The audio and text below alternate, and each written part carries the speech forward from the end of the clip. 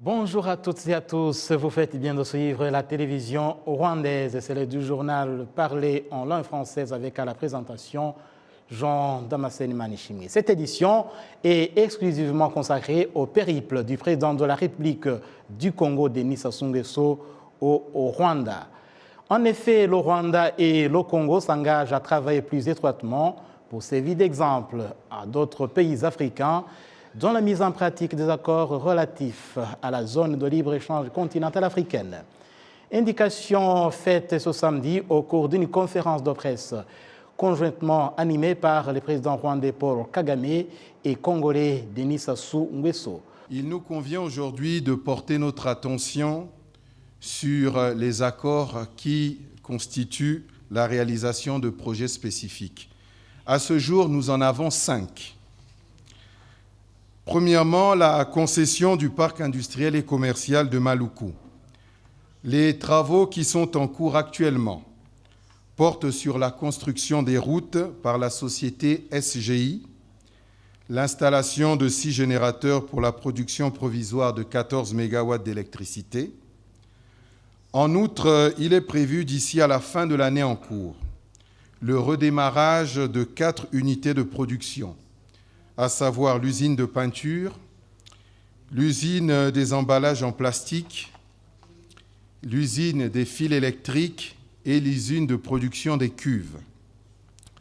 La partie congolaise, notamment par le biais du ministère de l'Énergie et de l'Hydraulique, a été saisie pour la réalisation des travaux de fourniture d'eau et d'électricité et le ministère en charge des télécommunications pour l'approvisionnement de la connexion Internet.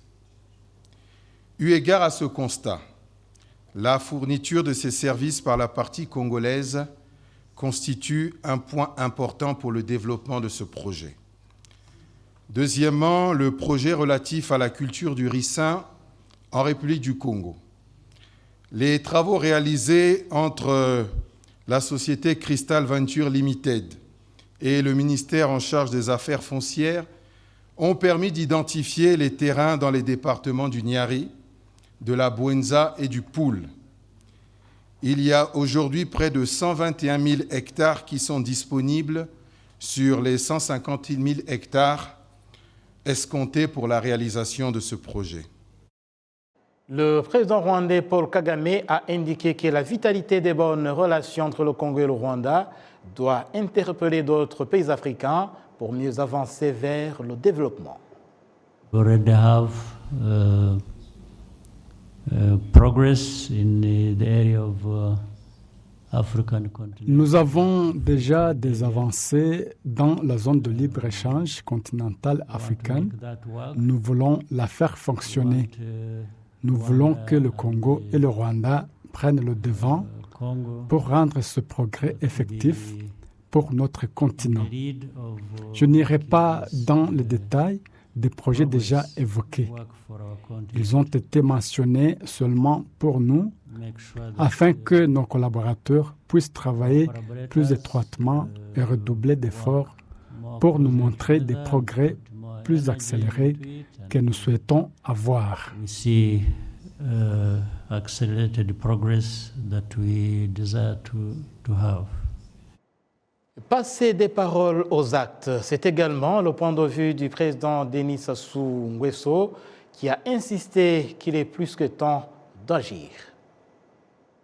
En ce qui me concerne, je pense que je l'ai dit au président Paul Kagame aussi, nous devons rester très regardants et obtenir que tous nos collaborateurs à tous les niveaux travaillent d'arrache-pied pour que l'on aille vers le concret et vers les résultats. Que la coopération ne devienne plus seulement cette espèce de rituel qui passe de commission mixte en commission mixte, de signature d'accord en signature d'accord qui après sont classés dans les tiroirs des ministères. et on ira au résultat. Le président congolais a également saisi cette occasion pour louer la contribution du Rwanda dans la recherche et le maintien de la paix dans divers pays africains. Je dois dire que en 2006 et 2007, lorsque j'étais président en exercice de l'Union africaine et qu'il y avait le grand défi sécuritaire à relever dans le Darfour, et nous avons fait appel au chef d'État d'Afrique pour l'envoi des troupes au Darfour sous l'égide des Nations Unies. Et c'est des milliers de soldats rwandais que nous avons retrouvés au Darfour. Et deuxième exemple, j'étais médiateur dans la crise de la République centrafricaine. À cette occasion-là, nous avons vu arriver en Centrafrique des troupes rwandaises. Il y avait aussi des troupes congolaises, burundaises et d'autres États sous l'égide des Nations Unies. Mais au-delà, en République centrafricaine, il y a eu des accords bilatéraux entre la République centrafricaine et le Rwanda qui ont vu le Rwanda envoyer de nouvelles troupes en Centrafrique, cette fois dans le cadre d'un accord bilatéral. Nous avons suivi la situation difficile au Mozambique. Ce n'est déjà plus l'Afrique centrale, ce n'est déjà plus la communauté des États de l'Est, mais c'est déjà la SADC. Et nous avons vu, je crois que ces troupes sont encore là-bas. Je cite ces exemples, je sais qu'il y en a d'autres. Les troupes rwandaises ont volé au secours du gouvernement et du peuple de Mozambique pour tenter de rétablir la paix et la sécurité au Mozambique. Et je crois que les résultats ont été nettement observés.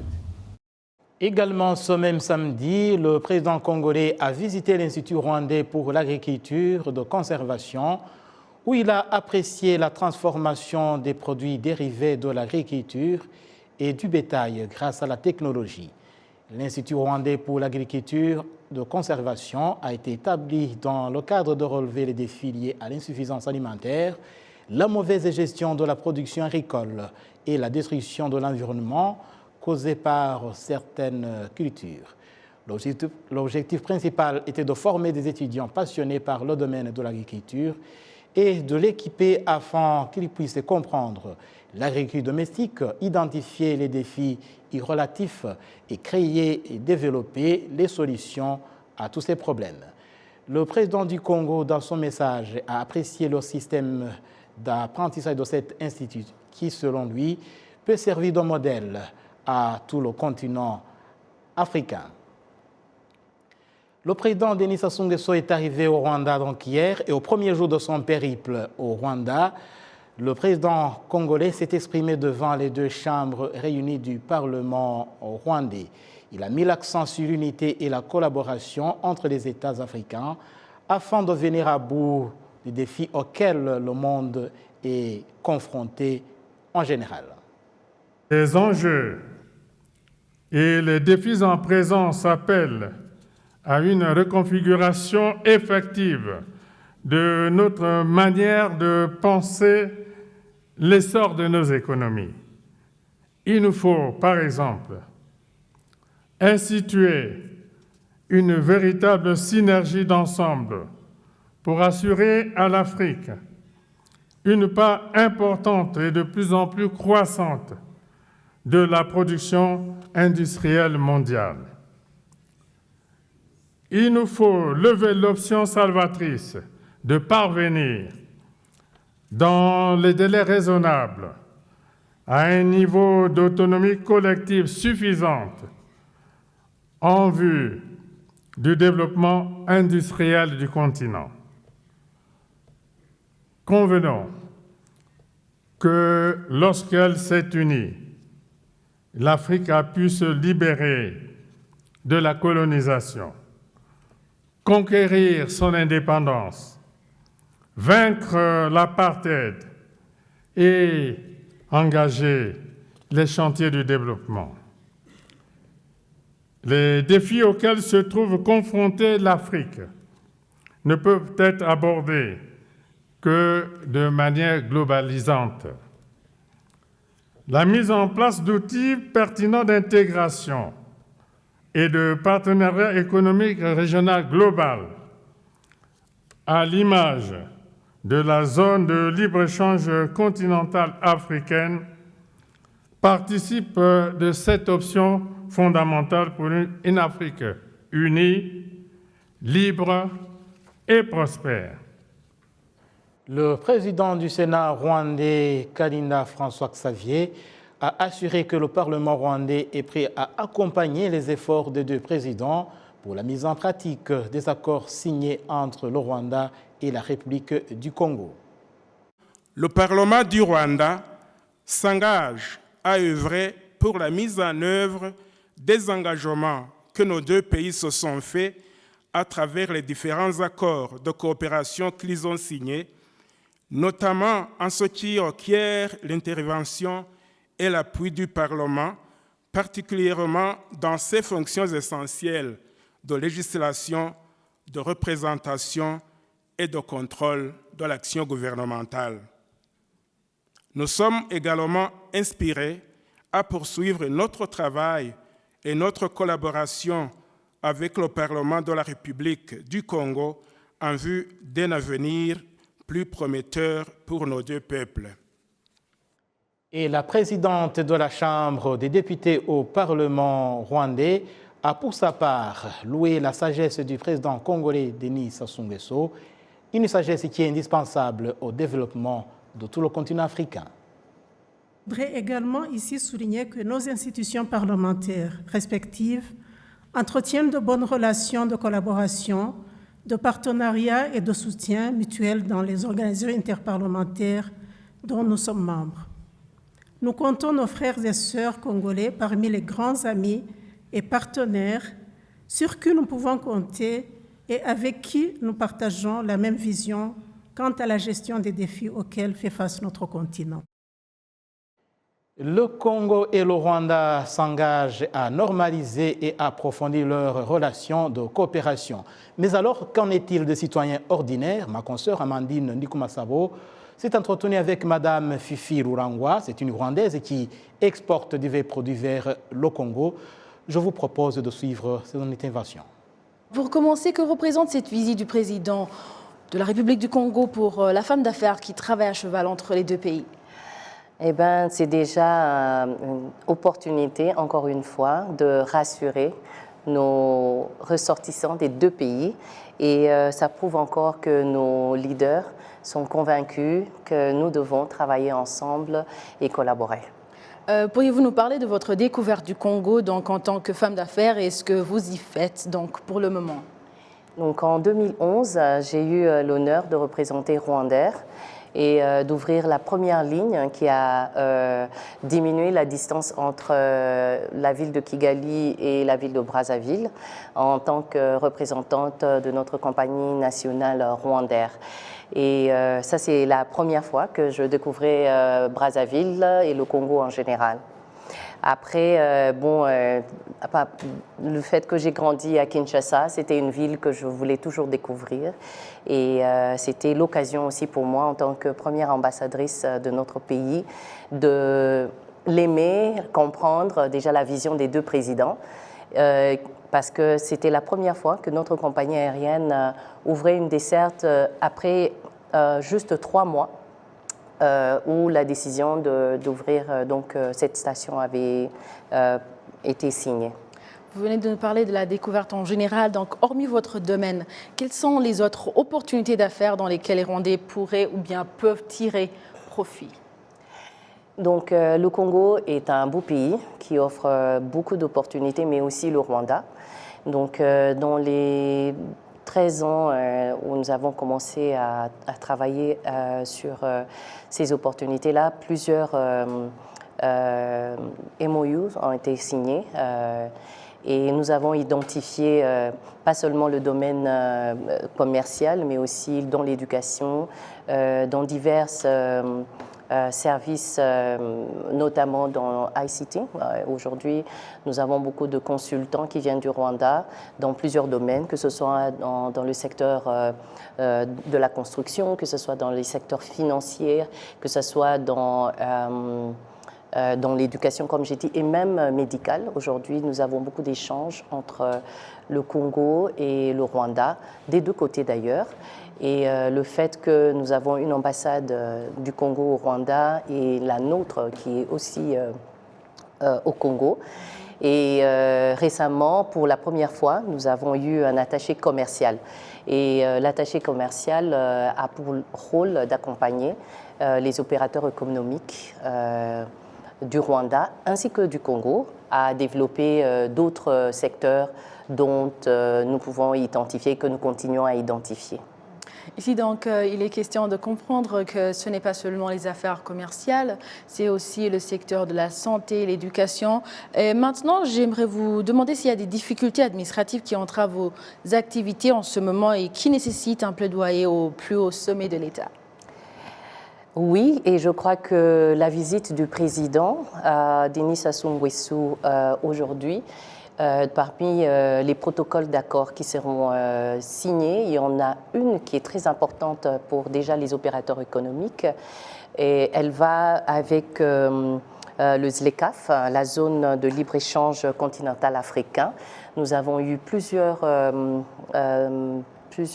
challenges, si je peux dire comme ça. Déjà les taxes, c'était déjà un grand problème.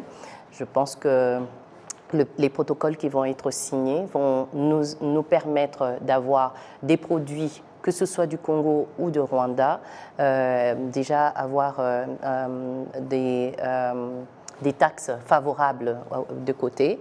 Nous avons aussi la compagnie aérienne Rwandair qui a maintenant un vol ou deux par semaine du cargo. Donc ça va nous permettre d'entraver déjà les difficultés que nous avions, parce que avoir les produits de cargo avec des vols commerciaux, ça devenait un problème. Et je suppose que les autres accords aussi qui vont être signés aujourd'hui vont nous faciliter la tâche. Donc je dirais que ce n'est pas la langue qui est un problème, parce que le Rwanda parle français. Ouais. Ce n'est pas la distance, parce que nous avons une compagnie aérienne qui fait 3 vols par semaine, et je pense que dans les jours à venir, nous allons avoir un 4e vol qui va être ajouté sur les 3 vols. Et parmi nous, nous sommes en train de discuter pour voir encore comment améliorer et utiliser les opportunités plus que les difficultés. Merci beaucoup. Pour terminer, un mot pour les Rwandais qui n'ont pas encore su profiter des opportunités qui sont présentées grâce à la bonne relation des deux pays. Alors, je crois que le PSF, à travers la majorité des chambres, organise régulièrement des rencontres. Je suis partante à devenir membre, parce que maintenant je suis rentrée au pays. Je pense que nous devons nous rencontrer, nous devons disons, faire des échanges, rassurer. Le Congo, c'est un pays paisible et je crois que si nous prenons le temps de comprendre, de venir, déjà il y a 3 vols, j'attends à ce que nous soyons nombreux à visiter ce beau pays qui est très vert et qui nous donne l'opportunité vraiment de montrer ce dont nous pouvons faire là-bas et aussi d'inviter les Congolais à venir chez nous pour découvrir. Moi, j'encourage le réseautage. Aujourd'hui, nous avons des associations, que ce soit des femmes entrepreneurs, que ce soit des associations des entrepreneurs et dans plusieurs secteurs ensemble, que ce soit sur WhatsApp, où nous collaborons, où nous partageons. Nous avons des Congolais qui suivent tous les jours ce que nous faisons. Je fais partie de certaines de ces associations-là et je peux vous dire qu'on dit que du bien du Rwanda et je pense qu'on devrait continuer à s'encourager et avoir plutôt plusieurs programmes entre nous. J'aimerais bien voir beaucoup de Rwandais nous accompagner au prochain vol après la visite du président et que nous puissions découvrir ensemble. Pour ceux qui ne sont pas encore venus, c'est le moment. Et dans le même ordre d'idées, j'ai rejoint il y a quelques instants depuis Brazzaville au Congo, M. Trésor Omono. Il est spécialiste de l'accompagnement et du financement des projets et programmes de développement. Il commence par nous dire comment ces relations rwando-congolaises sont perçues par les Congolais à Brazzaville et ailleurs dans nos pays. Comme vous savez, comme toutes les relations qu'il y a entre les pays, il y a ceux qui sont sceptiques, il y a ceux qui sont optimistes, mais dans la majorité, les Congolais apprécient.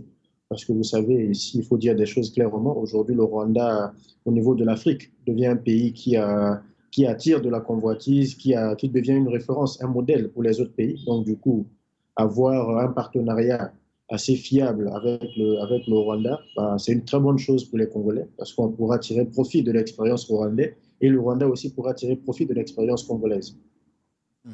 Ah oui, et alors on pourrait se demander comment déjà les Congolais profitent de cette coopération avec le Rwanda. Est-ce qu'il y a déjà ce qui peut filtrer, il y a ce qui se voit déjà, qui se fait avec cet échange entre les deux pays? Oui, il y a beaucoup de choses qui se font. Vous vous rappelez déjà, en avril 2022, nous avons eu ici le privilège de recevoir le président Kagame. Il y a 8 accords qui ont été signés. Et en ce moment, les deux gouvernements s'emploient à rendre cela un peu plus concret, donc à mettre en place un plan d'action.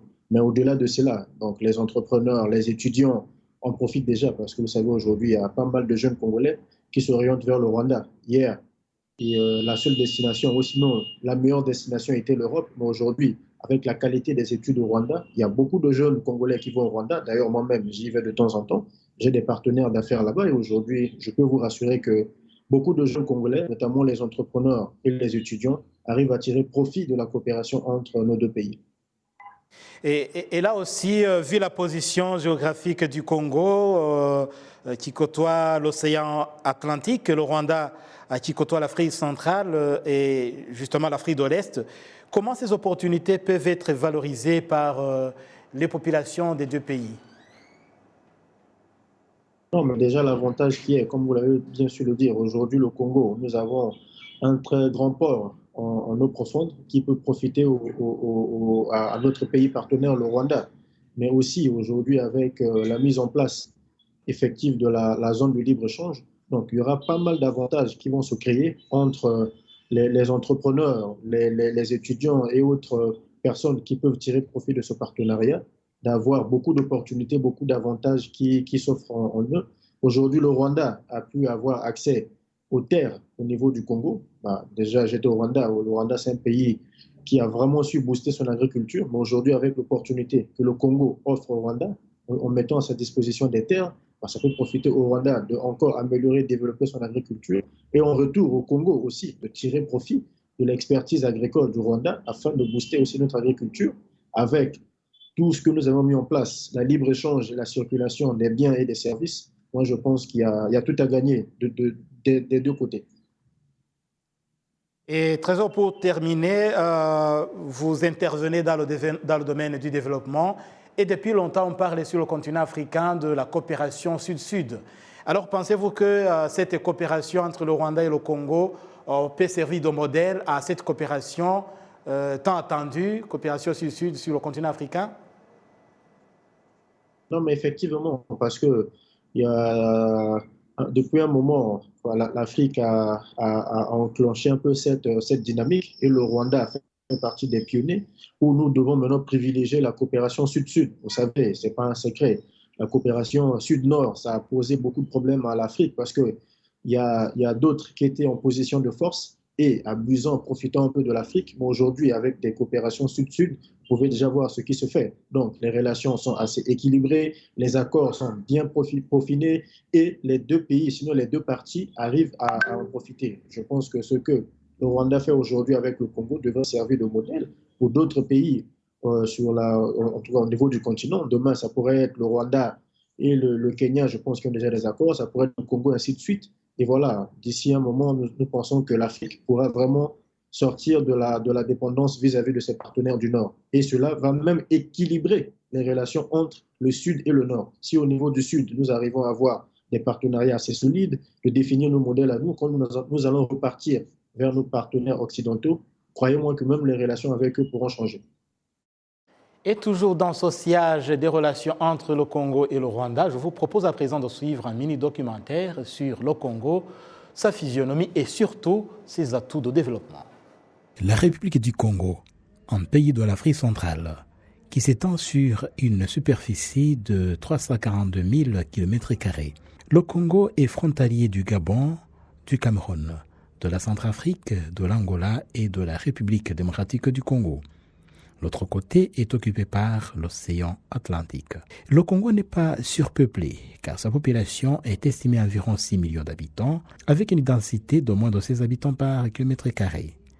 Le Congo figure parmi les pays les plus urbanisés en Afrique, car plus de la moitié de sa population habite dans des milieux urbains. C'est cet aspect qui attire de nombreux migrants qui prennent la direction du Congo en provenance de plusieurs pays africains. À part ces migrants normaux, le Congo a accueilli en différentes périodes des réfugiés fuyant des conflits et guerres dans des pays voisins, notamment l'Angola et la République démocratique du Congo. La capitale du Congo est Brazzaville, une capitale fondée dans les années 1880. Construite sur la côte du fleuve Congo, Brazzaville est une principale voie d'échange maritime avec les pays voisins. C'est également dans cette capitale se trouve l'aéroport international de Maya-Maya, qui facilite également le commerce aérien. La puissance économique de la République du Congo dépend largement du pétrole, avec la première raffinerie construite en 1976, dans la capitale économique du pays, Pointe-Noire. Le pétrole constitue en effet environ 80% des exportations du Congo. Les richesses naturelles du Congo comprennent également des minerais variés, tels que l'or, le diamant, l'étain, le cuivre, l'uranium, la bauxite et bien d'autres. Dans le domaine agricole, on y trouve plus d'un tiers de la force vive du pays. Cependant, l'agriculture pratiquée dans ce pays n'est pas assez modernisée, ce qui compromet la productivité et pousse le pays à importer des produits agroalimentaires. Les cultures variées dans ce pays sont le manioc, les bananes, l'arachide, le riz, le maïs, les patates douces et les igames. À cela s'ajoute la canne à sucre et le tabac, tandis que le cacao et le café sont cultivés sur une très petite superficie. Le Congo s'enrichit également des produits forestiers, du fait qu'il jouit de la forêt équatoriale. Cette réserve naturelle qui constitue un véritable poumon de l'Afrique et du monde en général. C'est la deuxième au monde après l'Amazonie de l'Amérique latine.